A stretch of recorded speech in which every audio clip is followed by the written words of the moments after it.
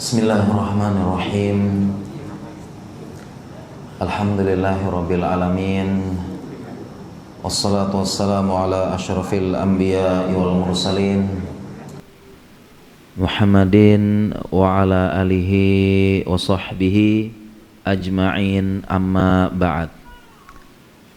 Para jamaah salat maghrib yang semoga dirahmati dan disayangi oleh Allah Jalla Jalaluh, Assalamualaikum warahmatullahi wabarakatuh. Alhamdulillah, segala puja dan puji kepada Allah. Salawat dan salam kepada suri teladan kita Nabi Muhammad sallallahu alaihi wasallam. Para jamaah salat maghrib yang semoga dirahmati Allah, mohon maaf sebelumnya ada pesan dari panitia, dimohon agar maju sedikit ya, merapat ya, insyaallah.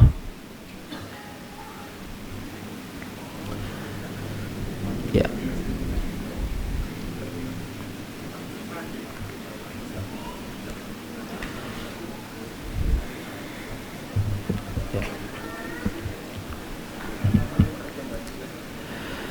Iya, jazakumullah khairan insyaallah para jemaah yang dirahmati Allah Subhanahu wa taala.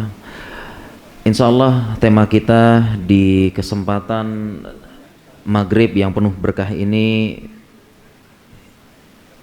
ilmuwan masa kejayaan Islam serta kebangkitan umat, insyaallah. Jadi ini kita flashback sejarah kejayaan Islam di masa lampau, insyaallah. Kalau kita berbicara tentang ilmuwan Islam di masa kejayaan Islam ini luar biasa.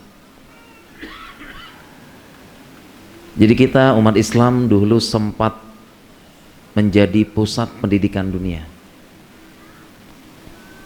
Dimulai dari zamannya Nabi SAW meletakkan dasar pondasi dari situ, kemudian berkembang dan akhirnya menjadi pusat pendidikan seluruh dunia saat itu, dengan menjadi pusat penelitian, pusat pendidikan dan rujukan seluruh dunia saat itu. Bahkan menjadi cikal bakal ilmuwan serta penemuan-penemuan dasar spektakuler yang ada di zaman ini. Dan beberapa hal tersebut sebagian kaum muslimin tidak mengetahui. Padahal kita harus mengetahui, katanya kan jas merah, jangan lupa sejarah. Dimulai dari zaman Nabi SAW, di situ mulai diletakkan dasar-dasarnya. Kemudian zaman Khalifah yang 4, mulai berkembang berbagai macam ilmu, berkembang tulis menulis yang sebelumnya bangsa Arab adalah bangsa yang ummi. Kemudian dinasti Umayyah, berkembang berbagai macam teknik ilmu militer. Pos yang pertama berkembang di situ ya, ilmu militer, ilmu yang dibutuhkan saat itu memang militer, politik dan sebagainya di zaman dinasti Umayyah. Berbagai macam teknik perang, teknik salah satu yang saya baca dalam sejarah adalah bagaimana di zaman dinasti Umayyah dibangun pos-pos, sehingga pos-pos surat, sehingga dalam waktu singkat surat sangat cepat sampainya. Dibangun jalur pos-pos surat. Yang dulu mungkin ketika seseorang mengirim surat misalnya dari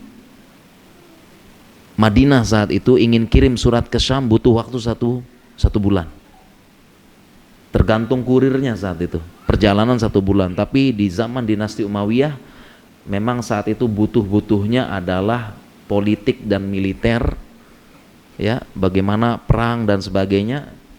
Ya, dengan dibangunnya pos-pos saat itu, pos-pos pengiriman surat, dan saat itu sangat butuh komunikasi cepat. Ya, bagaimana memutuskan perang, memutuskan ini, menarik pasukan, memutuskan supaya mengirim pasukan ini ke pasukan yang lain. Ya, bagaimana saat itu Khalid bin Walid yang sedang baru saja menang ke Irak langsung segera menuju ke Syam, bergabung dengan Abu Ubaidah bin Jarrah. Sangat dibutuhkan komunikasi yang cepat saat itu, salah satunya Islamlah dinasti Umayyah yang menggunakan pos-pos penyebaran, pos-pos surat. Jadi nggak kayak metode klasik, satu kurir bawa sampai sana, cepat, set gitu. Kemudian setelah itu di masa setelah dinasti Umayyah, dinasti Abbasiyah, di mana kaum muslimin sudah berjaya saat itu, sudah menguasai dua imperium besar, Persia dan Romawi. Dan berkembangnya dinasti Umayyah sudah berkembang, dinasti Abbasiyah sekarang lebih berkembang lagi. Ya, sudah sampai daerah Samarkand, sudah sampai daerahnya Imam Bukhari, Uzbekistan sekarang. Uzbekistan pecahannya Uni Soviet, ya. Uzbekistan itu negaranya Imam Bukhari zaman dulu. Di Uzbekistan ada kota namanya Bukhara, nah disebutkan oleh Imam Bukhari. Sampai situ umat Islam, sampai perbatasan Cina, bahkan sampai India. Makanya di sana ada Taj Mahal, ya, Taj Mahal, ya, masjid terbesar saat itu, Taj Mahal di India. Jadi kita di Indonesia sama India kebalikan. Kalau kita di Indonesia sekarang negara Islam, alhamdulillah banyak peninggalan kerajaan Sanskerta. Tapi di India sekarang agama Hindu tapi banyak peninggalan kerajaan Islam. Jalan-jalannya, ya, kemudian masjidnya, masjid terbesar itu ada di India, Taj Mahal.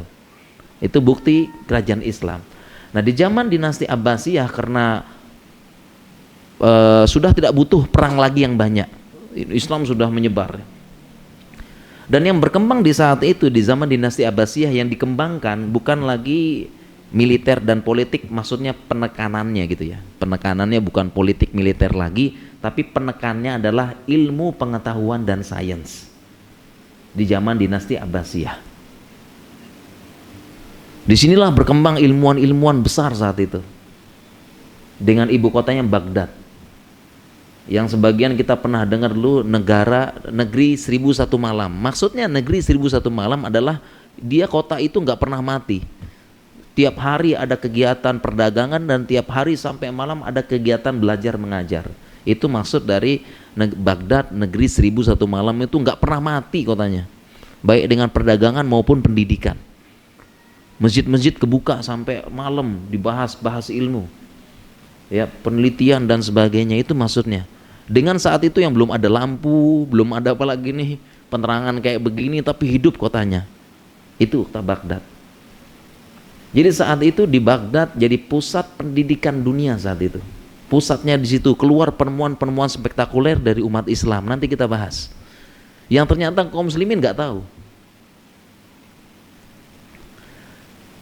Kemudian juga pusat pendidikan, kemudian Islam makin berkembang di zaman dinasti Umayyah, kemudian berkembang dari Mesir, kemudian terus berkembang melewati daerah utara Afrika. Mesir, sebelahnya Libya, lanjut lagi Aljazair, lanjut lagi Maroko. Ya, Maroko, baru setelah Maroko baru ke atas, ke utara. Dari Maroko ke utara apa? Iya, Spanyol. Ya, Spanyol itu takluk.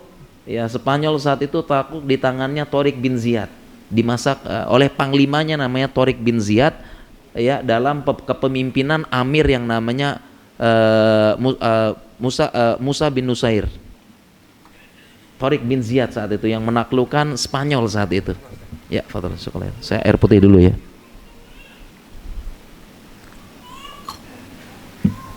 Tariq bin Ziyad, panglimanya yang menaklukkan saat itu Spanyol. Setelah takluk berubahlah menjadi negara Andalusia. Di sana, di Spanyol, negara Andalusia. Dan umat Islam sempat menguasai Spanyol, bahkan terus lakukan invasi-invasi sampai perbatasan Prancis. Kekuasaan Islam saat itu hampir-hampir menyatu jadinya, ya, dari Konstantinopel, ya. Ini sempat tertahan di Konstantinopel Turki, yang sekarang namanya Istanbul gitu ya. Itu namanya Konstantinopel, ya. Jadi itu bertahan di sini dan baru dibuka zaman Muhammad Al-Fatih.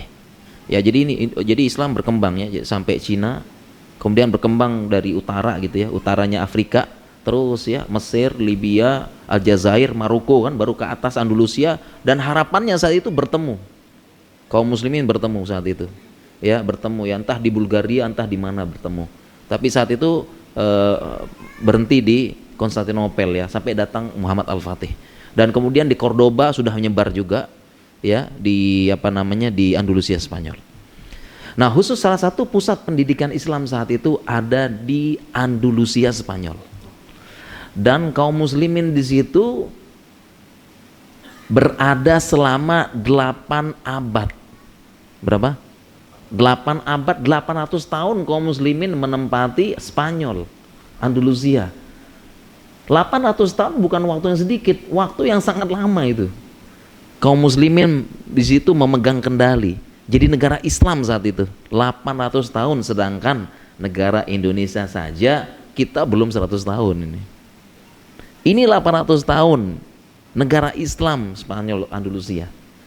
Dan disitulah pusat pendidikan Islam lahir, ulama-ulama hebat, Ibnu Hazm dan sebagainya. Di situ juga lahir juga ilmuwan-ilmuwan hebat. Yang kalau kita sebut namanya kaum muslimin mungkin banyak nggak tahu. Padahal dari situ penemuan hebat, dan kembali di Andalusia Spanyol menjadi pusat pendidikan dunia saat itu. Ya. Dan raja-raja Eropa saat itu mengirimkan anaknya untuk sekolah ke Andalusia. Raja Prancis, Raja Inggris, Raja Jerman, Raja mana itu semuanya mengirimkan anak-anaknya untuk sekolah ke Andalusia Spanyol. Karena di situ pusat pendidikan. Dan saat itu bahasa pengantarnya adalah bahasa Arab. Sehingga di Eropa saat itu sempat terjadi mindset kayak kita sekarang. Ya, orang yang bisa bahasa Arab adalah orang yang intelek saat itu. Sama kayak Indonesia sekarang yang bisa cascus I'm sorry gitu dan sebagainya, itu ya ini intelek lah ya, kalau bisa ngomong Inggris gitu ya. Kalau bisa ngomong, ada orang dia ngomong Inggris lancar lah, kayaknya intelek kayaknya nih ya. Nah, saat itu juga sama. Ketika orang di Eropa saat itu dia bisa ngomong Arab intelek. Ya, bahkan beberapa raja-raja Arab seperti Raja Prancis dan sebagainya ini mengkhawatirkan kok bisa anak-anak muda kita habis belajar ke Andalusia pulang-pulang ngomongnya ngomong jatuh cintanya ini uhibbuki. Saya cinta kamu. Sama kayak kita di sini I love you. Sampai begitu sejarah perkembangan Islam. Dan kalau kita lihat sekarang, bahkan coba dilihat, dinonton ya, di dokumenternya, di apa dan sebagainya, banyak bahasa-bahasa Eropa kepengaruh dengan bahasa Arab. Apalagi bahasa Spanyol banyak kepengaruh. Bahkan bangunan-bangunan klasik orang-orang Eropa itu ternyata dia kepengaruh dengan bangunan-bangunan Andalusia saat itu. Karena di situ pusat pendidikan, pusat gaya, pusat mode. Sebagaimana kita sekarang berkelibat ke Eropa sama Amerika. Karena di situ yang maju, di situ yang intelek, pusat saat itu. Andalusia. Jadi sebenarnya orang Eropa saat itu harus banyak berterima kasih dengan para ilmuwan negara Andalusia saat itu. Khalifah Andalusia. Harus banyak berterima kasih orang Eropa. Ya. Pusatnya seperti itu. Ini kan sejarah yang banyak kaum muslimin kita nggak tahu. Pusat. Ya. Dan terlebih saat itu lagi, justru ketika umat Islam berjaya di Andalusia, pusat pendidikan, pusat apa, nanti kita bahas penemuan-penemuannya gitu ya, ilmuwan-ilmuannya gitu. Saat kaum muslimin di Baghdad berkembang pesat saat itu, di masa pertengahan ya, orang bilang abad pertengahan, ya, dari abad kita ini, dari tahun kita ini ya. Demikian juga di Andalusia sedang pesat-pesatnya perkembangan. Justru saat itu orang Eropa yang mereka menamakan sendiri, mereka sedang masa namanya Dark Age. Jadi Dark Age ini orang Eropa yang namakan sendiri. Mereka pernah ada masa namanya Dark Age, masa kegelapan. Di mana mereka saat itu orang Eropa, kenapa mereka sebut dengan Dark Age? Karena mereka saat itu tidak berkembang ilmu pengetahuan, Ya, dan mereka saat itu banyak terkungkung dengan tahayul-tahayul dan khurafat-khurafat yang diajarkan oleh gereja-gereja mereka saat itu. Tahayul khurafat banyak sekali. Mereka saat itu jadi terkungkung gitu loh. Tidak terbuka pikirannya oleh ilmu pengetahuan dan sains karena banyak tahayul dan khurafat. Salah satunya adalah ajaran saat itu bumi datar. Sehingga bumi itu datar. Jadi mereka tidak boleh berlayar jauh-jauh. Ya. Nanti jatuh mereka, takut. Dan ternyata oleh umat Islam, tepatnya Al-Biruni dan Khawarizmi yang menemukan bumi itu bulat. Khawarizmi yang pertama kali membuat peta bumi bulat. Kemudian Al-Biruni yang pertama kali mengukur lingkar bumi ini dengan tepat, dan sekarang dibuktikan dengan saat itu dia ukur dengan alat sekadarnya dengan menggunakan perbandingan trigonometri dan gunung dengan jarak tertentu, ya. Kemudian dia ukur ternyata dengan alat sederhana saat itu dibuktikan dengan teknologi canggih sekarang ketepatannya hampir 98%. Al-Biruni. Jadi saat itu pelaut-pelaut Eropa nggak berani jauh-jauh karena ajaran tahayul dan bawa-bawa agama. Nah ini tahayul khurafat, bawa-bawa agama sesuai dengan keyakinan mereka saat itu. Ya, akhirnya apa? Akhirnya nggak berani pelaut-pelaut tuh jauh-jauh karena takut jatuh, bumi datar. Nah sekarang kok kebalik ya, banyak umat Islam yang percaya bumi datar gitu ya. Umat Islam percaya bumi datar, karena nggak belajar sejarah. Demikian juga sekarang coba para jamaah sekarang, kita barusan kemarin kan kena wabah gitu ya. Sekarang bisa di googling, wabah terbesar dalam sejarah dunia. Ya. Jadi di dunia ini kalau COVID ini belum ada apa-apanya. Tapi ada wabah terbesar dalam sejarah dunia dengan total kematian hampir kalau enggak belasan 21 juta. Wabah tersebut namanya Black Death.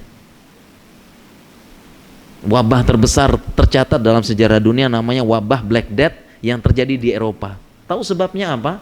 Ini ditulis dalam jurnal-jurnal, ini gampang di-searching sekarang. Sebabnya adalah ajaran tahayul dan khurafat berpakai bawa-bawa agama. Yang gak masuk akal, yang apa, tapi bawa-bawa agama. Akhirnya orangnya manut-manut aja. Ya udah karena ajaran agama. Gak bisa dikritisi, gak bisa apa, padahal bukan ajaran agama gitu. Bawa-bawa agama. Gak benar. Sebabnya apa saat itu? Saat itu dijelaskan ya. Saya baca sejarahnya ya. Saat itu gereja saya itu mengeluarkan instruksi agar membunuh semua kucing. Karena kucing ini membawa sihir. Sehingga di tanah dataran Eropa saat itu terjadi pembunuhan kucing besar-besaran karena dia bawa sihir. Atau medianya sihir. Orang Eropa rame-rame bunuh kucing. Bunuh dan sebagainya. Bawa sihir. Ya, masih percaya tahayul khurafat. Sehingga apa? Kalau kucing banyak dibunuh, kira-kira apa yang tinggi? Tikus banyak sekali di mana-mana, dan tikus ini salah satu pembawa penyakit, virus, pes dan sebagainya, dan akhirnya terjadilah wabah Black Death. Itu akibat ini. Dan itu semua terjadi di zaman Dark Age. Orang Eropa sendiri yang namain Dark Age. Saat itu mereka terkungkung dengan tahayul khurafat yang bawa agama, padahal agamanya nggak gitu juga ya. Bawa inovasi-inovasi dari itunya, ya, pemuka agamanya, ya. Akhirnya mereka nyebut Dark Age. Mereka terkungkung, nggak berkembang ilmu pengetahuan dan sebagainya. Justru di zaman itulah kaum muslimin di Andalusia dan di Baghdad ini jadi pusat pendidikan dunia. Saat itu berkembang berbagai macam ilmu pengetahuan. Mereka sebutnya Dark Age. Nah kemudian barulah mereka sebut, setelah Dark Age itu barulah mereka muncul. Setelah mereka lepas dari tahayul khurafat, ya akhirnya mereka kebanyakan ateis, baru mereka maju. Setelah mereka ateis, ya bukan orang Eropa, orang Belanda banyak ngaku ateis atau agnostik. Agnostik itu ateis malu-malu kucing gitu. Jadi agnostik itu adalah dia kalau ditanya percaya sama Tuhan nggak, ya saya percaya sih tapi sampai sekarang belum bisa dibuktikan ya, jadi ya begitu aja lah pokoknya. Nah itu namanya agnostik, ajaran agnostik. Banyak orang Eropa ateis, kalau nggak ateis agnostik. Dan mereka mengatakan setelah kita lepas dari dark age ini kita berkembang, justru hilang dari tahayul dan khurafat.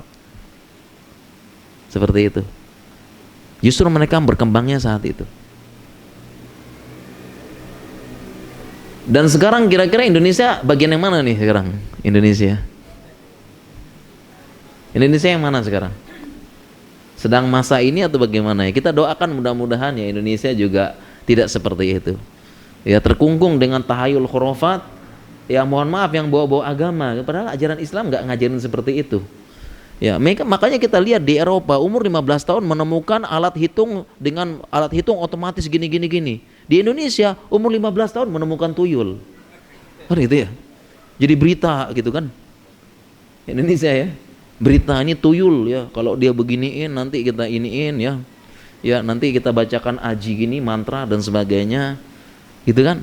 Nah, supaya nanti terhindar dari tuyul ini, kita nanti akan baca begini, lakukan ritual ini yang bawa-bawa agama Islam, padahal Islam nggak pernah ngajarin seperti itu.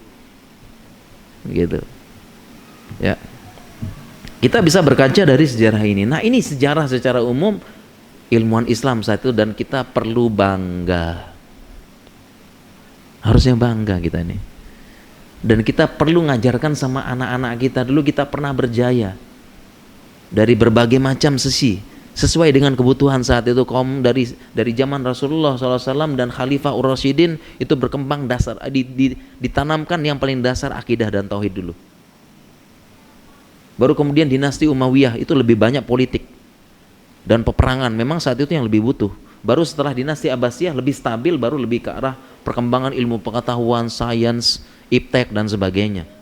Ya. Ini kita harus ajarkan kepada anak-anak kita, harus tahu seperti itu, kaum muslimin. Dan kemudian juga ya, yang bisa kita katakan lil asaf, sayang begitu, sayang, ternyata berbagai macam penemuan-penemuan itu yang pertama kali menemukan kaum muslimin.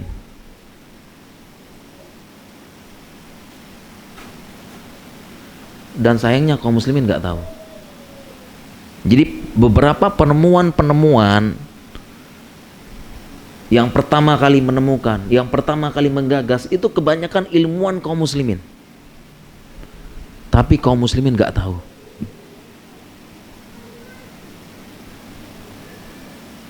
Nanti kita sebutkan. Kemudian kenapa bisa yang muncul di publik itu penemuan-penemuan orang-orang barat. Seperti contohnya misalnya, ini salah satu contoh ya. Kalau ditanya siapa yang menemukan pesawat terbang, jawaban kita rata-rata Ian Wright bersaudara. Padahal yang pertama kali terbang dan tercatat dalam ilmu pengetahuan namanya Firnas bin Abbas. Pertama kali. Siapa yang menemukan ini, pasti ilmuwan-ilmuwan barat dulu. Padahal yang pertama kali menggagas itu semua kaum muslimin saat itu. Dan yang kita sayangkan adalah saat itu kaum muslimin di Andalusia akhirnya runtuh. Direbut kembali setelah 18 tahun. 18 tahun lagi. 8 abad runtuh. Direbut kembali. Baghdad juga demikian oleh Genghis Khan. Baghdad runtuh. Ya. Ketika saat itu runtuh, apa sebab runtuhnya? Sama, jauh dari agama. Ya. Jauh dari agama. Saat itu dibukakan dunia oleh Allah kepada kaum muslimin. Baghdad megah, Andalusia megah. Disitulah yang dikhawatirkan oleh Rasulullah SAW. Mal faqra akhsha alaikum, walakin akhsha antub satad dunya kama busitat ala man kana qablakum fatanafasuha kama tanafasu fatuhlikukum kama ahlakat. Mal faqra, bukan kefakiran yang saya paling takutkan kepada kalian kaum muslimin, bukan itu. Karena kita lihat nanti, kita akan bahas nanti tentang kebangkitan umat, bagaimana Rasulullah SAW dengan Khulafaur Rasyidin itu negara-negara miskin, Arab miskin itu. Nanti kita bahas ya. Sejatinya bukan itu. Tetapi yang aku khawatirkan adalah dibentangkan dunia kepada kalian sebagaimana dibentangkan dunia kepada orang-orang sebelum kalian. Kepada bangsa Ad yang punya Iramazatil Imad, kepada bangsa Fir'aun kepada bangsa ini, kepada bangsa Mesopotamia, orang Irak, Babilonia diberikan, dibentangkan dunia. Kama busitat ala man kana qablakum. Sebagaimana dibentangkan dunia kepada orang-orang sebelum kalian, kemudian fatulikuhum, kemudian mereka binasa, kalian juga binasa. Dan ternyata benar, ketika Baghdad dengan kemewahannya berkembang, Andalusia berkembang mewah dan sebagainya, kemudian orang-orangnya jauh dari agama. Ya. Akhastumul atnabil bakar wa taraktumul jihad. Ya, kalian itu mengambil ekor sapi, maksudnya adalah perdagangan dan sebagainya. Kemudian kalian meninggalkan jihad. Ya. Sallallahu alaikum dzullan. Allah akan menimpakan kehinaan kepada umat Islam. La yanzi'uhu hatta tarji'u ila dinikum. Tidak akan Allah cabut kehinaan kepada umat Islam sampai kalian kembali kepada agama. Itulah yang terjadi kepada Baghdad dan Andalusia, runtuh semua. Khususnya yang di Andalusia Spanyol ketika runtuh, buku-buku perpustakaan kaum muslimin diambil, dijarah semuanya, dibawa ke Eropa, dibawa oleh raja-raja Eropa. Demikian juga Baghdad juga demikian. Ya, buku-buku diceritakan oleh Ibnu Katsir. Ya, sungai Eufrat dan Tigris yang besar saat itu berubah jadi hitam karena buku-buku kaum muslimin dilemparkan ke ini dan tintanya keluar semuanya. Ya. Jadi mereka paham untuk menghancurkan suatu peradaban, ilmunya dihancurkan dulu, buku-buku dilempar, kemudian apa yang bermanfaat bagi mereka diambil. Makanya sekarang kalau kita lihat di University Leiden Belanda, di situ tersimpan manuskrip-manuskrip. Jadi banyak manuskrip ulama dan ilmuwan itu tulisan asli ada di museum-museum Inggris, museum-museum Belanda ada. Ada. Manuskrip asli, tulisan berapa ratus tahun yang lalu tentang ilmu pengetahuan apa dan sebagainya. Adanya di mana? Justru di museum-museum Eropa. Dan mereka kemudian demikian menghancurkan buku pendidikan, dilempar buku-buku kaum muslimin. Kemudian apa? Diambil yang bermanfaat bagi mereka. Dipelajarilah buku-buku kaum muslimin. Kaum muslimin sudah diusir semuanya. Nggak bawa buku, nggak bawa apa. Ulama juga dibunuh, ulama juga hilang. Kemudian oleh orang Eropa khususnya diambil buku-buku kaum muslimin, ilmu pengetahuan, iptek mereka baca, mereka pelajari, dan mereka berlomba-lomba mengumumkan kepada dunia, saya yang menemukan, saya yang menemukan, saya yang menemukan. Inilah sejarahnya kenapa diajarkan dulu kita di SD, SMP, SMA, penemu ini orang-orang barat semua namanya. Padahal itu penemuan kaum muslimin. Namun kaum muslimin yang menemukan. Walaupun masih ada yang diakui oleh orang barat, justru ilmuwan-ilmuwan kaum muslimin lebih terkenal di Eropa daripada di Indonesia. Karena oleh ilmuwan-ilmuwan Eropa itu mereka dipanggil dengan nama Inggrisnya. Orang kaum muslimin di Indonesia malah nggak kenal. Siapa ini lagi nih gitu. Tapi di Eropa malah kenal. Ya. Malah kenal. Ya. Dulu sempat pertama ya itu Google gitu ya. Google itu pernah itu halaman depannya itu menampilkan gambarnya Roses gitu. Google, ada halaman Google ditampilkan depannya Roses. Ternyata Google ini mengingat kenapa dibuat Roses namanya Ar-Razi. Jadi ini hebatnya ya, Ar-Razi, tapi orang Barat itu karena dia kan nggak bisa lidahnya nggak bisa ngomong Arab ya. Dia pakai bahasanya sendiri. Ar-Razi namanya Roses oleh orang Barat. Ya, Ar-Razi ini adalah yang menemukan vaksin. Konsep vaksin pertama kali adalah Ar-Razi yang menemukan. Tapi sampai Indonesia vaksin buatan Yahudi. Konspirasi, makanya kok geleng-geleng ini, Bang. Penemuan ini Ar-Razi yang menemukan pertama kali. Dan yang pertama kali menerapkan adalah Khalifah Turki Utsmaniyah. Masih ada bukti otentiknya, catatan vaksinnya masih ada dan sebagainya. Ya, kemudian baru setelah itu sejarahnya ada diplomat ya, istilahnya ya, duta dari Inggris yang kerja di Turki, kemudian mereka melihat orang Turki supaya mencegah penyakit yang berbahaya ini, mereka melakukan vaksin. Akhirnya duta ini pulang ke Inggris. Dia ceritakan, awalnya ditolak oleh orang Inggris, tapi lama-lama setelah dikembangkan mereka akhirnya mengembangkan. Sehingga kalau kita lihat, kita klik di Google ataupun diajarkan dalam buku-buku kedokteran, yang menemukan vaksin adalah adalah ilmuwan dari Inggris. Padahal itu Ar-Razi yang pertama kali menemukan, dan bukunya masih ada, manuskripnya masih ada, namanya Al-Jadba. Ya. Bukunya masih ada di University Leiden Belanda. Itu masih ada manuskripnya. Tulisan konsep dasar vaksin oleh Ar-Razi. Ya, dan suatu saat Google menampilkan Roses namanya. Roses itu dalam rangka mengenang jasa ilmuwan saat itu, Ar-Roses. Sedangkan kaum muslimin ditanya Roses siapa, nggak tahu. Anak-anak kita nggak tahu Roses. Ar-Razi gitu ya, seperti itu. Jadi ilmuwan Islam ini yang mengembangkan, setidaknya itu kan jadi motivasi oleh kaum muslimin. Jadi kita pernah berjaya seperti itu. Ya, Ar-Razi. Kita lihat siapa saja penemuan-penemuannya gitu, siapa ulama-ulamanya, siapa ilmuwan-ilmuwannya. Kita sebut beberapa saja. Biar kita semakin semangat gitu ya. Ternyata ilmuwan Islam luar biasa. Dan jadi motivasi bagi anak cucu kita ke depannya. Ya. Ilmuwan sangat banyak, tapi saya ambil dari ilmu kedokteran aja. Jadi saya ambil dari ilmuwan kedokteran di masa lampau ya, karena sesuai basic saya ya. Seperti itu ya. Jadi memang masih ada sisa-sisa keilmuan yang masih diakui oleh Barat. Bahkan istilah-istilahnya tuh masih membekas sampai sekarang. Contohnya alkohol, aljabar, alkemia, algoritma. Itu bahasa Arab semuanya.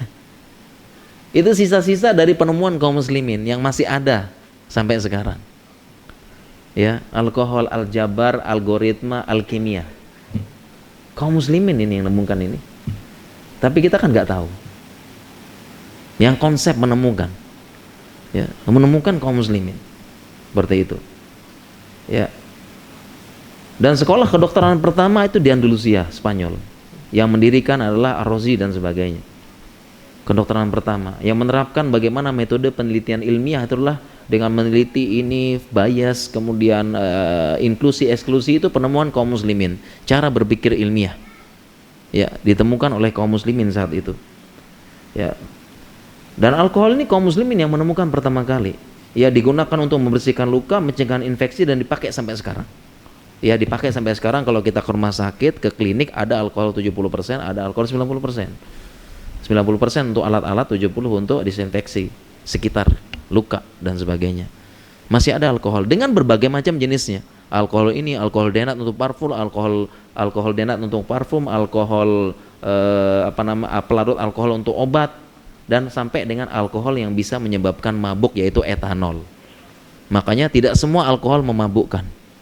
Nah, dari sini karena nggak paham alkohol, nggak paham penemuan kaum muslimin, ya, beberapa ditanya apa hukum parfum menggunakan alkohol, haram. Apa hukum parfum menggunakan alkohol? Haram, karena alkohol mabuk. Salah. Kenapa? Karena nggak belajar. Nah, kita butuh ini perpaduan antara ilmu fikih dengan ilmu sains. Ini kan kena kesalahan yang menyebar. Semua alkohol dianggap khamr, kalau enggak seperti itu. Kita kan belajar yang menemukan kaum muslimin. Ya, yang pertama alkohol itu adalah, karena saya dulu ada mata pelajaran biokimia di kedokteran ya. Alkohol itu adalah pertama, alkohol nama gugus. Yang kedua, alkohol banyak, metanol, etanol, pentanol, tergantung gugusnya jumlah berapa. Butanol 4, pentanol 4, heksanol 6. Kan gitu. Ya, dan kemudian kaum muslimin banyak yang salah kaprah, bedakan antara alkohol dan minuman beralkohol. Dan tidak semua jenis alkohol itu diminum. Contohnya metanol contohnya spiritus. Spiritus kalau diminum gimana? Ya kan? Ini kan innalillah habis itu. Ya kan? Nah, ini seperti ini akhirnya lah parfum beralkohol haram gitu. Ini kan nggak belajar dari penemuan kaum muslimin, sejarahnya, ilmunya nggak belajar seperti itu. Dan banyak sekali hal-hal yang seperti itu. Bagaimana kita perlu memadukan antara sains dengan agama. Dua hal ini saling menguatkan. Itu ya, saling menguatkan. Itu secara umum kalau muslim menemukan. Kemudian kita sebutkan beberapa. Kalau saya sih lebih ke arah kedokteran ya, sesuai dengan bidang saya. Jadi ada namanya Ibnu An-Nafis ya. Ibnu An-Nafis yang menemukan pertama kali gambaran pembuluh darah. Itu Ibnu An-Nafis, itu masih ada manuskripnya. Beliau gambar pakai angka-angka, pakai tulisan-tulisan bahasa Arab. Ya. An-Nafis. Ya. Begitu juga dengan Ar-Razi tadi yang pertama kali menyusun kurikulum kedokteran. Ya, dan ini dipakai oleh William Harvey di Universitas di Italia. Dia pakai rujukannya Ibnu Ar-Razi saat itu ya, awal-awal seperti itu. Ya, kemudian juga Ibnu Zuhur dia pertama kali menemukan TBC, kemudian perikarditis dan jantung dan sebagainya, dan bapak bedah namanya Az-Zahrawi. Az-Zahrawi ini yang pertama kali menemukan berbagai macam metode bedah dan alat-alatnya. Manuskripnya masih ada. Gambar-gambar bukunya, gambar alat bedahnya, metodenya ini. Bagaimana dia di situ ya. Kalau ada slide ini saya punya PowerPoint ya, saya tunjukkan nih. Gambar-gambar manuskrip-manuskripnya, tulisannya Az-Zahrawi ini dia buat cara ngobatin ini, cara operasi ini dan sebagainya. Ya, alat-alatnya yang dikembangkan, bagaimana untuk mengembalikan tulang, bagaimana cara mengobati hemoroid, ada dia tulis caranya, bagaimana caranya mengambil ini, dia tulis alat-alat dan ininya, sehingga disebut bapak bedah. Ya, bapak bedah dalam ilmu kedokteran Az-Zahrawi yang pertama kali menekankan, dan sampai sekarang sejak itu bukunya jadi patokan orang Eropa untuk mengembangkan ilmu bedah. Az-Zahrawi termasuk yang menemukan operasi cesar kaum muslimin. Operasi cesar nih kaum muslimin yang menemukan. Ya, karena zaman dulu kala kalau ibu ya bayi sudah 7 bulan, 8 bulan, gede nggak bayinya? Gede nggak? 8 bulan, 7 bulan. Gede nggak bayinya? Sudah segini, lumayan sekian kilo ya. Kemudian bayinya meninggal di dalam. Gimana kira-kira? Bayi 7 bulan, udah gede ya? Lumayan gede segini tuh, gede segini. Tapi bayinya meninggal di dalam, apa yang terjadi zaman dulu kala? Ya. Apa yang terjadi? Ya, ibunya langsung demam tinggi, sakit. Kenapa? Karena di situ karena bayinya akan busuk di dalam perut ibunya. Zaman dulu kala busuk dalam perut ibunya. Bayinya. Ya, dan itu butuh waktu yang lama. Ya udah, saat itu pasrah aja saat itu. Pasrah, nunggu sampai busuk, sampai ini, dan ibunya demam tinggi apa dan sebagainya. Membusuk dalam perut ibu, diuraikan dengan cara alami, dan butuh waktu yang lama saat itu. Pasrah. Begitulah. Kasihan ibunya. Demam tinggi, sakit apa dan sebagainya, suaminya lebih kasihan lagi. Tapi dengan ilmu pengetahuan sekarang bisa dibedah, diambil, diperbaiki, selesai. Lebih cepat. Nah, itu sejarah operasi cesar. Kemudian dikembangkan untuk memudahkan pelahiran dan sebagainya, yang menemukan kaum muslimin. Tapi yang menyebar di Indonesia ini ya, cesar itu adalah konspirasi gitu ya. Gitu-gitu dan sebagainya. Ini aneh. Ya, menemukan kaum muslimin sampai Indonesia ini pokoknya temuan Yahudi pokoknya gitu ya. Kita perangi gitu. Ya, macam-macam aja gitu. Az-Zahrawi bapak bedah. Dia yang pertama kali, buku manuskripnya masih ada, tulisan aslinya. Ya mungkin beliau sudah tidak disebut-sebut lagi karena memang sudah berkembang, karena beliau hidupnya sekitar tahun 700-800-an. Sudah 1000 sekian tahun dari kita. Tapi buku beliau yang pertama kali dipakai, dikembangkan, jadi berkembang dan akhirnya ya karena memang yang mengembangkan adalah orang-orang Eropa, orang-orang Barat saat itu.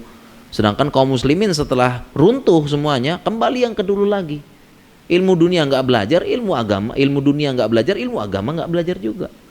Ya sampai saat inilah begini kaum muslimin. Tidak kita pungkiri, iptek itu yang berkembang Eropa, Amerika, Cina, Jepang, Korea, Indonesia. Kaum muslimin begitu. Karena nggak ikro, nggak baca dan sebagainya. Ya. Bahkan konsep rumah sakit kaum muslimin yang pertama kali. Ya, bahkan konsep universitas, semua dunia mengakui universitas tertua adalah Kairo. Di Kairo, walaupun ya ada klaim sepihak juga dari Eropa. Ada, kita punya ya Oxford yang pertama kali di ini ataupun Amerika. Ya, tapi saat itu yang berkembang yang ini universitas tertua di dunia di Kairo. Kaum muslimin saat itu. Ya, yang mengembang. Tapi kita tidak tahu begitu ya. Seperti itu.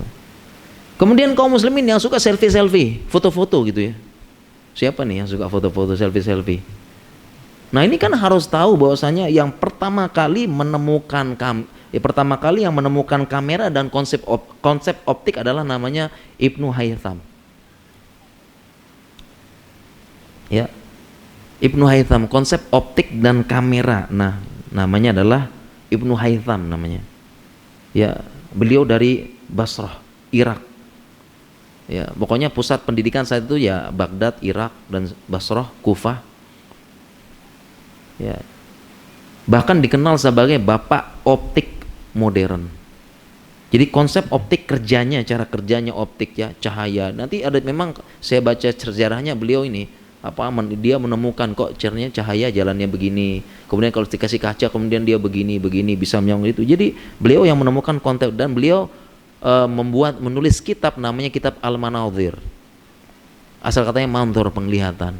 Al-Manazir di situ dijelaskan konsep optik, konsep apa dan sebagainya ya, sampai dialah yang menemukan pertama kali kamera, bagaimana bisa menangkap gambar. Kamera ini diambil dari kata-kata kumroh bahasa Arabnya. Jadi yang punya kamera HP ini ingat dong. Ya, jangan tahu selfie aja gitu ya. Kamera diambil dari bahasa Arab namanya kumroh. Ya. Kumroh. Ya, kumroh diambil dari komar, bulan. Karena saat itu Ibnu Haytham melakukan penelitian dengan cahaya bulan. Jadi malam hari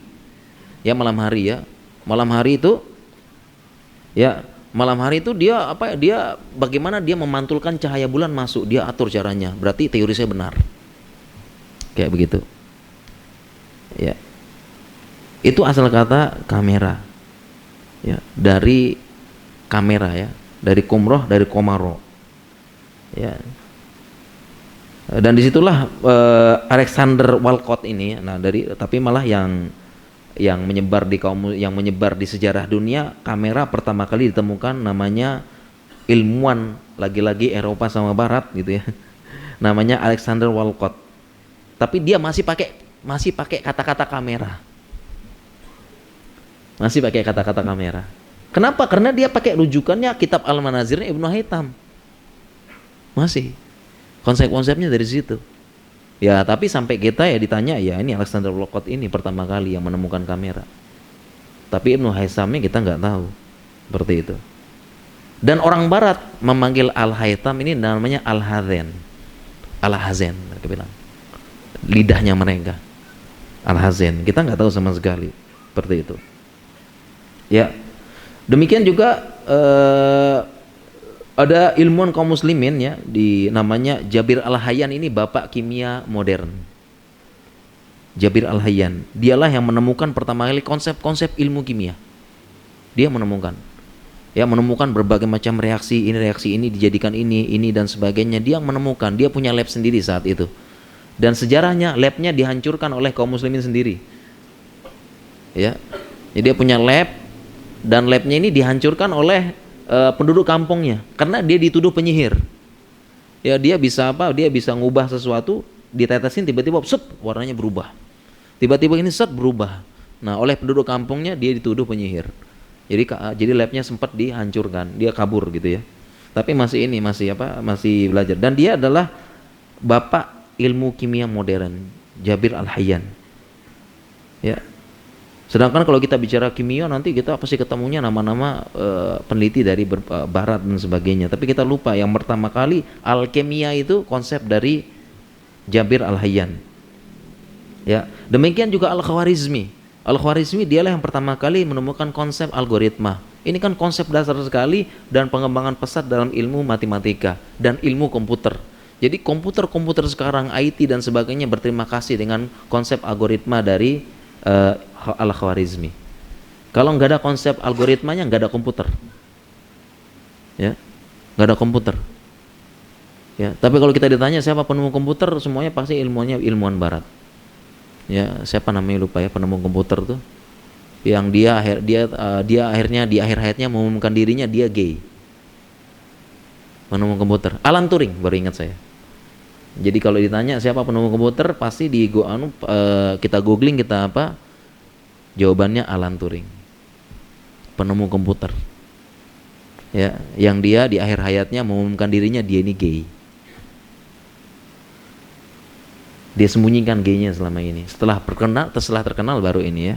Padahal nggak bisa Alan Turing ini menemukan komputer kalau tidak ada konsep algoritmanya dari Al-Khwarizmi.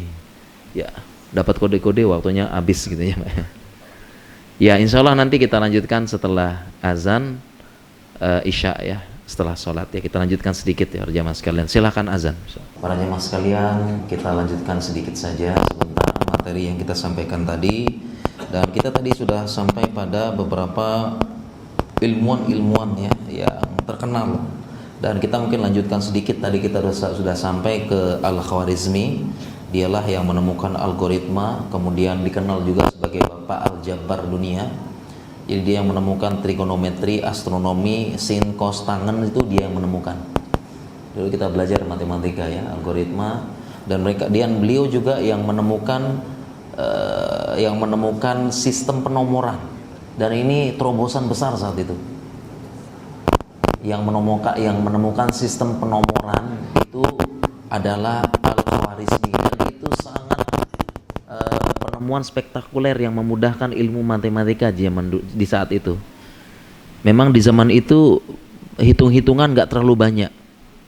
Ya, karena saat itu belum berkembang hitung-hitungan ya, cuma untuk dagang saja ya, 1000, 2000, 3000 dan sebagainya.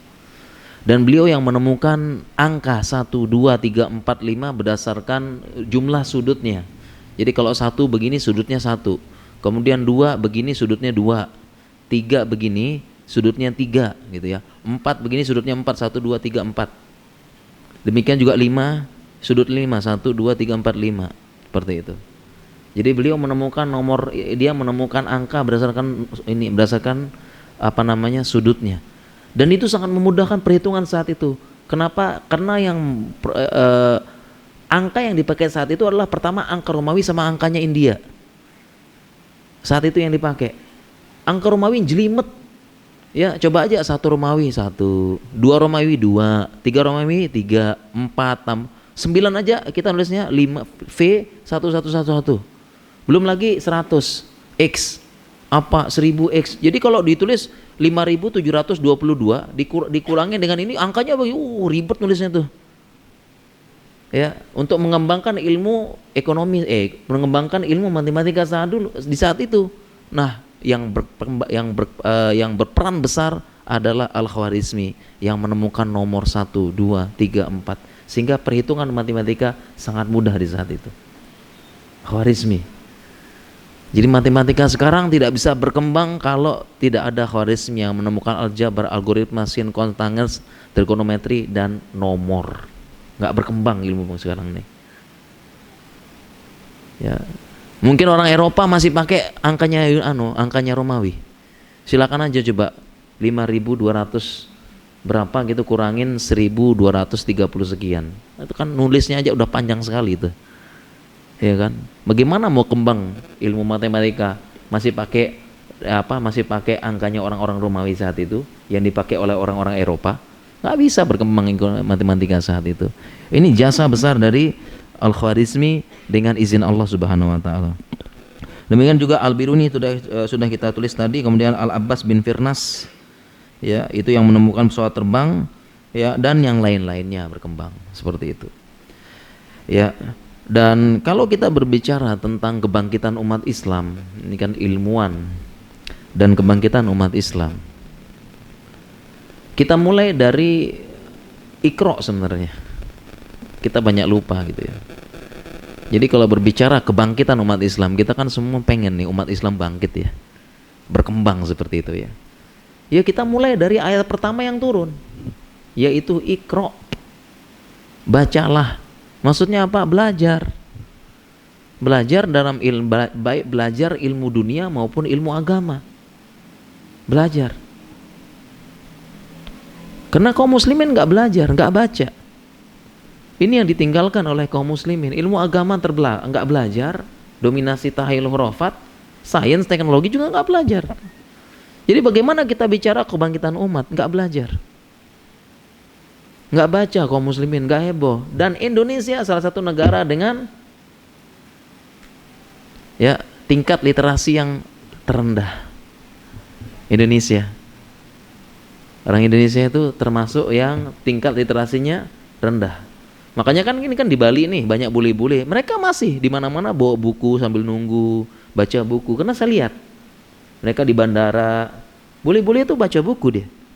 Baca ini, karena mereka tahu pentingnya seperti itu. Sedangkan kalau orang Indonesia di bandara lihat bacanya, bacanya ini. Iya bacanya HP aja ya.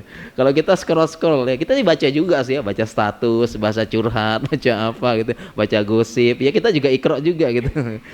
Ya kita juga ikra juga gitu kan, lihat wah kayak gitu ya, seperti itu. Tapi kita sendiri yang meninggalkan begitu, meninggalkan ini, baik agama maupun ini. Jangankan agama, berapa kaum muslimin yang mau ke masjid yang belajar? Berapa kaum muslimin sekarang yang tahu ternyata kita hebat dulu, ilmuwan kita hebat. Orang-orang Eropa berhutang dengan kaum muslimin. Berapa kaum muslimin yang tahu? Bagaimana bisa berkembang kalau kita sendiri nggak belajar, nggak ikra? Thalabul ilmi fardhatun ala kulli muslim. Terlalu banyak ayat-ayat yang mendorong kaum muslimin untuk belajar. Yarfa'illahu alladhina amanu minkum walladhina utul kitaba darajat, utul ilma darajat. Hal yastawi alladhina ya'lamuna walladhina la ya'lamun. Terlalu banyak ayat-ayatnya.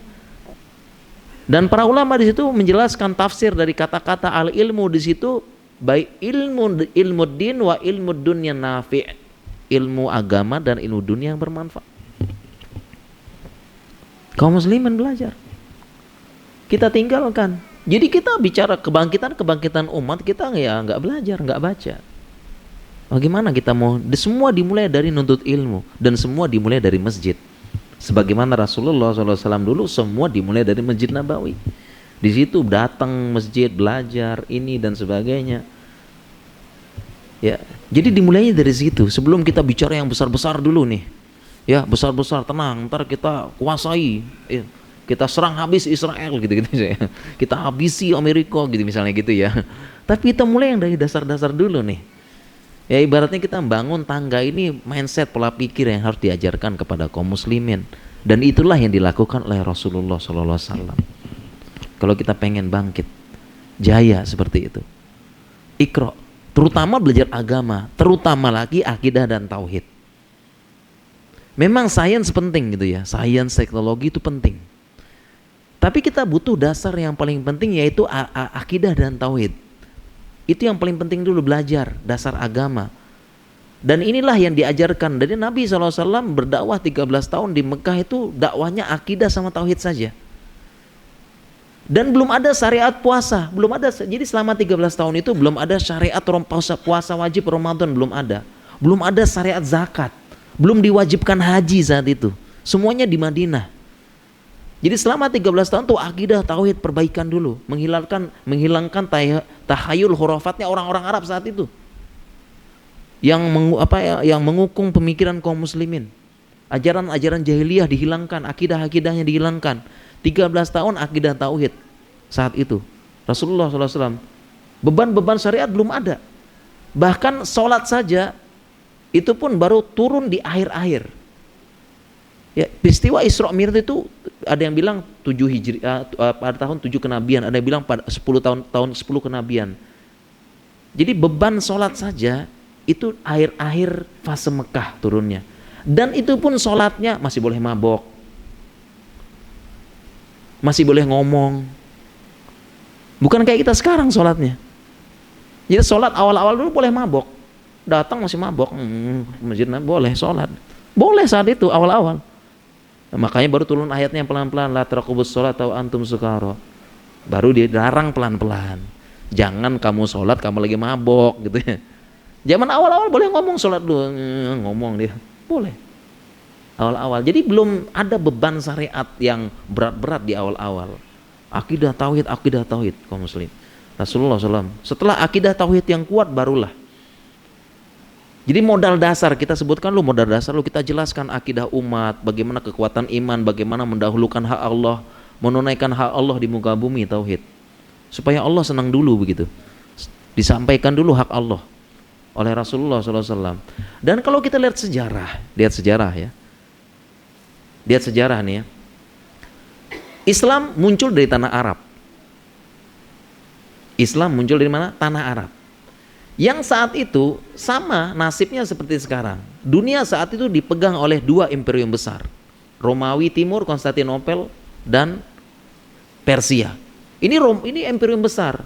Ibaratnya sekarang nih Indonesia sedang menghadapi dua negara besar ya, superpower besar tuh. Eropa, Amerika katanya sama Cina, nggak tahu sekarang ya. Nggak tahu mana katanya. Pokoknya dua. Ya, tapi kita kaum muslimin bukan terhitung superpower. Ibaratnya persis sekarang nih. Rasulullah SAW saat itu dari negara Arab, dua imperium besar. Ya. Tapi di masa Khalifah Umar takluk dua-duanya, habis. Dalam waktu 30 tahun. 30 tahun. Habis dua negara besar itu, imperium besar itu. Padahal saat itu kalau kita ngomong nih. Kita ngomong masalah ekonomi dulu. Negara Arab miskin. Gurun pasir. Ini secara ekonomi miskin Arab nih. Mekah Madinah miskin. Sehingga apa? Saking miskinnya Mekah Madinah ini, ya, dua imperium besar, baik Romawi sama Persia, nggak ada yang pengen nyaplok. Dibiarin. Nggak ada yang pengen nyaplok. Justru Persia sama Romawi lomba-lomba nyebrang ke Yaman, rebutin Yaman. Makanya Yaman berapa kali dikuasai ganti-gantian sama Romawi sama Persia. Mereka lebih lolos ke Yaman, ke bawah, ke arah selatan. Karena di Yaman tuh daerah dataran tingginya ada yang yang bagus, yang adem, yang ini. Mekah sama Madinah, waduh, udah lewatin aja. Nggak ada apa-apa di situ, ngapain juga kita? Miskin. Malah berkeyaman, malah lolos ke Mesir, ya, Ethiopia, direbutin Ethiopia. Saat di zaman Nabi itu Ethiopia di bawah kerajaan Romawi, makanya kerajaannya Kristen. Jadi Arab nggak di ini, karena miskin. Istilahnya nggak dikangguk bahasa nanti ya, nggak dinoleh sedikit pun. Ngapain kita rebutan perang Romawi sama Persia, perang rebutin Mekah sama Madinah, nggak mau. Miskin. Ini secara ekonomi dulu. Ya. Kemudian secara militer, tanah Arab kekuatan militernya nggak diperhitungkan. Tanah Arab orang Arab saat itu paling banter pedang sama panah selesai. Sedangkan Persia sama Romawi sudah pakai manjanik tuh alat perangnya. Manjanik itu ketapel batu. Buz. Orang Arab cuma paling panah sama ini. Kalau perang pun mereka masih gaya klasik, masih pakai pakai pasukan ini. Kuda sedikit. Makanya ketika kita lihat sejarah sirah-sirah Nabi, pasukan kuda cuma berapa? Cuma 20 berapa belas gitu ya. Sedangkan pasukan berkudanya Romawi Persia gede-gede. Persia apalagi punya pasukan gajah. Makanya kan Khalid bin Walid salah itu ketika menaklukkan Persia kan dia agak kaget dengan pasukan gajahnya orang Persia saat itu. Ya. Tapi dia putar otak. Caranya adalah dia buat gambar gajah juga dibawa gitu. Jadi gajahnya takut. Hebat, memang begitu dia. Cara naklukin gajahnya orang Persia. Ya, dibuat ini ya, gambar-gambar bentuk-bentuk gajah supaya gajahnya takut. Jadinya setelah itu diserang. Hebat nih. Ya, jadi secara militer itu ini Arab nih nggak terhitung nih. Ya, jadi kalau pakai logika ya sekali serang habis gitu ya. Gitu. Nih. Kemudian kita lihat lagi tanah Arab secara militer jauh. Tadi udah militer. Secara politik jauh tanah Arab nih. Yang bisa menaklukkan dua-duanya ini jauh. Kenapa? Secara politik tanah Arab beda dengan Romawi dan Persia. Romawi dan Persia itu berupa kerajaan yang dia sudah tersusun secara sistematis. Ada kerajaan bawah, kerajaan ini naik dan sebagainya. Mereka sudah punya sistem politik yang ini. Di sini ada ibaratnya kita ada RT, RW, kemudian ada gubernurnya, ada ini sampai pimpinan tertinggi. Mereka dalam satu komando semuanya. Lah, sedangkan tanah Arab secara politik, tanah Arab berpecah belah, hobinya perang. Perang antar kabilah. Madinah saja suku Aus dan Khazraj perang 100 tahun, nggak berhenti-berhenti. Demikian juga tanah Arab, dikit-dikit perang antar kabilah. Sehingga secara kekuatan politik tidak pernah terbesit dalam pikiran orang Romawi sama Persia, tanah Arab ini muncul kekuatan hebat. Nggak pernah terbesit sedikit pun. Nggak pernah terhitungkan secara kekuatan politik tanah Arab ini. Karena mereka hancur sendiri. Makanya orang Romawi sama Persia saat itu, apa tanah Arab, udah biarin aja berantem sendiri, hancur sendiri gitu. Gak pernah terpikirkan. Nah, sehingga coba kita lihat, ekonomi, politik, militer tidak terhitungkan sama sekali, tidak pernah terbesit. Tapi apa dalam 30 tahun yang menyebabkan dua ini hancur? Akidah dan tauhid. Akidah tauhid modal dasar Rasulullah SAW dan Khalifah Ar-Rasyidin saat itu menghancurkan dua imperium besar yang sudah berkuasa ratusan tahun atau berabad-abad. Hancur. Bukan ekonomi semata, bukan politik, bukan militer, kekuatan akidah dan tauhid. Ini pentingnya akidah dan tauhid. Dan memang tidak menafikan juga, penting juga ilmu ekonomi, ilmu militer, iptek itu juga penting juga, tapi ada yang lebih penting. Dan tidak boleh dipertentangkan. Dua-duanya ingat saling apa? Saling menguatkan. Nah, sehingga kalau kita umat Islam pengen jaya sekarang, ya kita belajar. Yang bisa belajar, belajar. Ya. Yang bisa belajar agama, yang bisa belajar sains. Seperti itu. Saya pun demikian. Saya sekolah kedokteran 12 tahun sampai 4 ijazahnya. 12 tahun belajar agama, belajar kedokteran, belajar terus. 12 tahun. Ya, dan sekarang saya nggak sedang ngambil belajar agama, sedang ngambil S2, Fakultas Dakwah, belajar terus. Ya, belajar. Jadi kalau bisa belajar terus kitanya. Seperti itu. Ini kalau kita berbicara tentang kebangkitan umat Islam. Seperti itu. Jadi kita perlu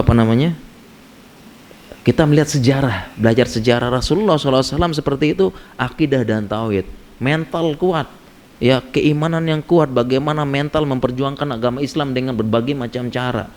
Dan sekarang terus terang kaum muslimin sekarang itu kita tidak kekurangan orang pintar. Kita tidak kekurangan orang kaya sekarang nih. Banyak kaum muslimin pintar kaya, tapi kita kekurangan orang-orang yang peduli sama agamanya. Orang-orang yang mau ke masjid, orang-orang yang mau memikirkan Islam, itu yang kita kurang.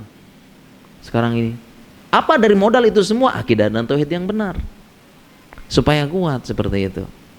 Ini kalau kita ingin bicara kebangkitan umat Islam. Nah, mudah-mudahan ya dari masjid ini kita bisa bangkit seperti itu. Mengajarkan, kalau enggak kita minimal anak cucu kita. Begini loh umat Islam bangkit. Bagaimana caranya? Caranya Rasulullah SAW dulu dan para sahabat. Begitu caranya. Sudah terbukti 30 tahun saja. Enggak pakai lama. Luar biasa, Masya Allah. Ya, dan demikian juga setahu saya juga beberapa termasuk di sini, termasuk Muhammadiyah juga mulai berkembang ya, istilahnya banyak mengutus ilmuwan-ilmuwannya gitu ya. Berkembang, belajar apa gini-gini, banyak ilmuwan-ilmuwan muncul ya. Artinya ilmuwan juga peduli agama juga begitu. Banyak. Ini kita perlu syukuri ya. Jadi begitulah kita berbicara tentang kebangkitan umat Islam dan kita berkaca dari sejarah ilmuwan-ilmuwan Islam.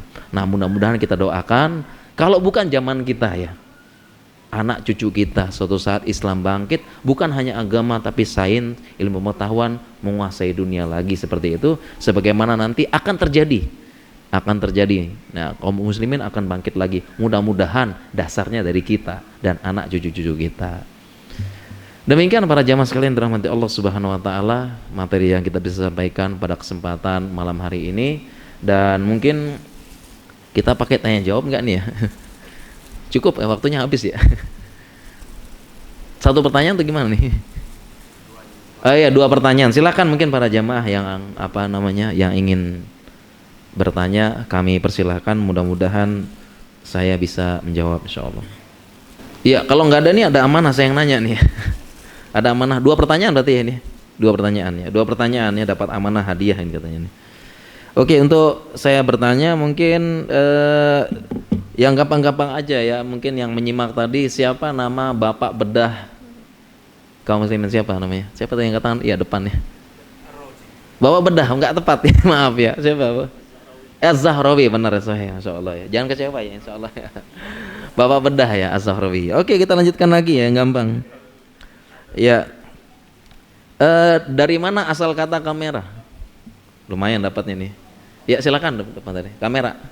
Ya, asal kata kamera. Ya, kumroh artinya apa? Kumroh artinya apa? Ya. Kumroh ya. Ya, udah benar makanya kumroh ya. Kumroh diambil dari kata komaro ya, bulan ya, karena memang Ibnu Haytham itu dia membelokkan cahaya bulan di ruang gelap. Ya makanya ya konsepnya sama, kamera obscura artinya tuh ruang gelap yang dipakai seperti itu. Ya Sahih, silahkan Fadal ya. Lumayan ini insyaallah ya. Ya, baik para jamaah sekalian dirahmati Allah Subhanahu wa taala, mungkin demikian yang bisa saya sampaikan. Kita akhiri dan kita tutup. Subhanakallahumma wa bihamdika asyhadu alla ilaha illa anta astaghfiruka wa atubu ilaik. Assalamualaikum warahmatullahi wabarakatuh.